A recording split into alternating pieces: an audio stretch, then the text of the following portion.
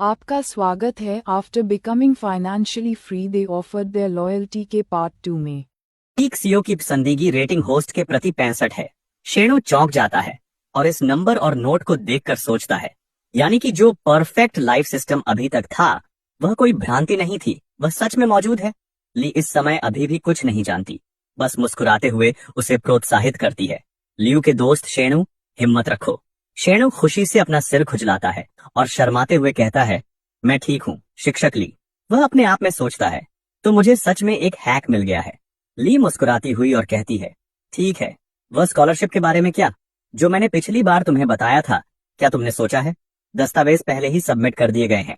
ये वही चीज है जो मैं तुम्हारी मदद के लिए कर सकती हूँ। शेणु ईमानदारी से जवाब देता है, कुछ हजार युआन तो मेरे परिवार के कर्ज की तुलना में कुछ भी नहीं है। अच्छा होगा कि वह स्कॉलरशिप की रकम दूसरे छात्रों को दे दी जाए जिन्हें इसकी ज्यादा जरूरत है।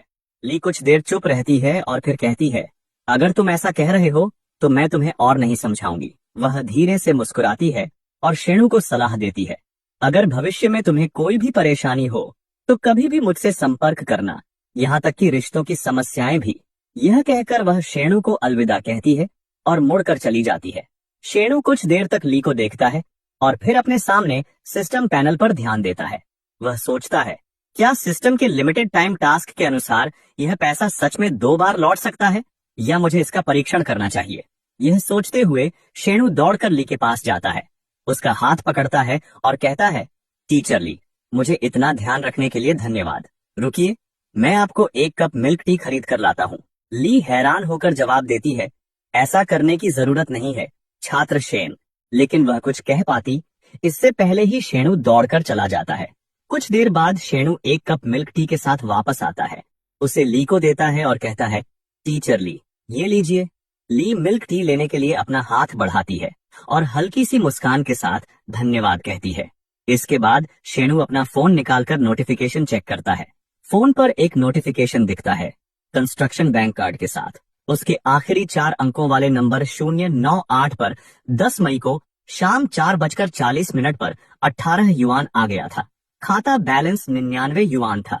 उसने इसे एक बार पढ़ा और पहले का बैलेंस 87 युआन था। 6 युआन मिल्क टी खरीदने के लिए खर्च किए, जिससे बैलेंस 81 युआन रह गया। अब जब उसने 18 युआन का ट्रांसफर देखा तो बैलेंस 99 युआन हो गया। रिटर्न सच में था। शेन युआन की आंखें चौड़ी हो गईं और वह हैरान होते हुए सोचता है, जब तक टीचर ली की मेरी और फेवरेबिलिटी 60 से ऊपर रहती है, क्या मैं उन्हें बार बार पैसे खर्च कर सकता हूँ और फिर सिस्टम से वापस पैसा पा सकता हूँ? शेन युआन लिया के जाने के बाद उसकी पीठ को देखता है। उसका दिल खुशी से भर जाता है और सोचता है, मेरे घर का कर्ज चुकाने का मौका मिल सकता है। बस अगर सही से काम किया तो मेरा घर पहले से भी ज्यादा अमीर हो जाएगा। शेन युआन की आंखों में चमक आ जाती है और वह सोचता है, मुझे अतीत में लौटने की जरूरत नहीं है, मुझे अतीत से आगे निकलना है। वह रुकता है और हिसाब लगाता है, मगर मेरा वर्तमान पूंजी तो सिर्फ 99 युआन है, ये बहुत कम है। अब सबसे जरूरी काम है पूंजी जुटाना और एक उपयुक्त छोटी बहन ढूंढना, फिर उन पर पैसे खर्च करना। शेन युआन पास की दीवार के सहारे खड़ा होकर फोन पर स्क्रॉल करते हुए सोच रहा है कि क्रेडिट लिमिट केवल 5000 युआन मिल सकती है। जेबी से लोन 20,000 युआन है, बिजनेस लोन 2584 युआन है और शुरुआत में उसके पास 99 युआन थे। कुल मिलाकर उसकी हाथ में जो पैसा था वो था 49,682 युआन, जो सड़क के किनारे फेंके गए कचरे की तरह लग रहा था। शेन युआन अपने हाथ में बैग को देखता है और दिल में सोचता है, इस बैग की कीमत 39,800 युआन है। ये इस साल के स्प्रिंग मॉडल का है। मुझे कहना पड़ेगा कि ये एक हाई एंड इमिटेशन है ताकि टीचर ली इसे स्वीकार कर लें। बैग को हाथ में पकड़े हुए शेन युआन ली सीओ के ऑफिस जाता है।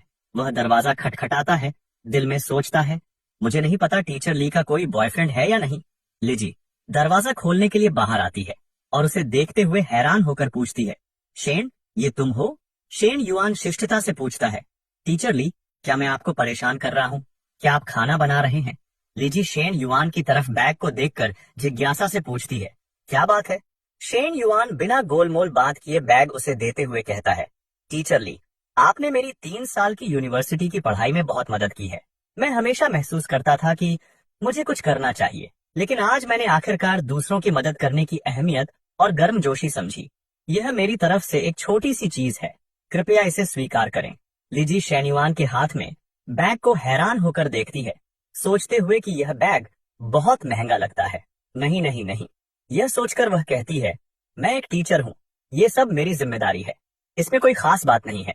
मैं बाकी स्टूडेंट्स के साथ भी ऐसा ही व्यवहार करती हूँ, ये जरूरी नहीं है। शेन्युआन ने इसे पहले ही समझ लिया था और कहता है, यह बैग एक हाई एंड इमिटेशन है, इसकी कीमत बस 200 रुपये है। आप तो जानती हैं कि मेरे घर की हालत क्या है, मैं कैसे बेवजह खर्च कर सकती हूँ। आपने मेरी इतनी मदद की है, अगर मैं कुछ न करूँ तो क्या मैं इंसान भी हूँ? हालांकि यह बैग ज्यादा कीमती नहीं है, फिर भी यह मेरी थोड़ी सी भावना है। अगर आप बुरा ना माने तो कृपया इसे स्वीकार करें। लिजी शेन्युआन को देखती है, सोचते हुए कि उसने इतना कह दिया है, अगर अब इसे न स्वीकार किया तो यह उसकी बेइज्जती होगी। ऐसे वक्त पर मुझे उसे और उत्तेजित नहीं करना चाहिए। यह सोचकर वह शेन्युआन के हाथ से बैग ले लेती है और कहती है, ठीक है, फिलहाल मैं इसे रख लूंगी, बाद में आपके जन्मदिन या किसी छुट्टी पर मैं आपको एक और उपहार दूंगी। इसी बीच अचानक रसोई से एक खुशबू आती है। लेक्सियो तुरंत अंदर दौड़ता है और चिल्लाता है, अरे नहीं, मेरी ब्रेस्ट मीट जल रही है। और वह इस मौके का फायदा उठाकर अपने जूते उतारकर अंदर चला जाता है। लेक्सियो रसोई से सिर बाहर निकालकर कहता है, शेन्युआन, तुमने खाना नहीं खाया है ना? मेरे साथ रुक कर खाओ। शेन्युआन मुस्कुराते हुए सोचता है, जब तक उसके बॉयफ्रेंड को कोई दिक्कत नहीं है तो मेरे लिए खाना रुकना ठीक है। आखिरकार नजदीकी संपर्क से दोस्ती बढ़ती है और सिस्टम से ज्यादा पैसे मिलते हैं। तभी सिस्टम का नोटिफिकेशन बजता है। कंस्ट्रक्शन बैंक कार्ड आखिरी 4 अंक 098 में 119,109 रुपए 10 मई को 18:45 पर प्राप्त हुई। वर्तमान बैलेंस 12,23,000 रुपए। शेन्युआन अपना फोन खुशी से उठाता है, सोचते हुए, यह ट्रांसफर हो गया है। 39,800 रुपए वाला बैग 3 गुना रिटर्न मिलने से 1,19,000 रुपए हो गए। अगर 100 रुपए का खर्च घटा दें तो मुझे करीब 80,000 रुपए का मुनाफा हुआ है। ये पहली बार है कि मैंने इतनी रकम कमाई है, और वह भी खुद से। यह है युवा, यह है विजय।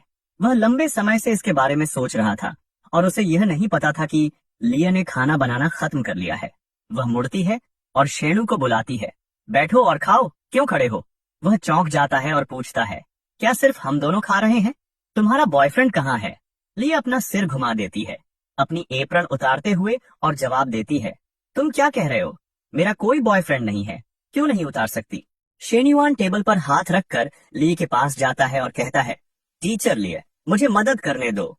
लेकिन लीजी शैली मना कर देती है, नहीं, कोई जरूरत नहीं है। लेकिन शेन्युआन जल्दी से उसकी एप्रन उतारने में मदद करता है।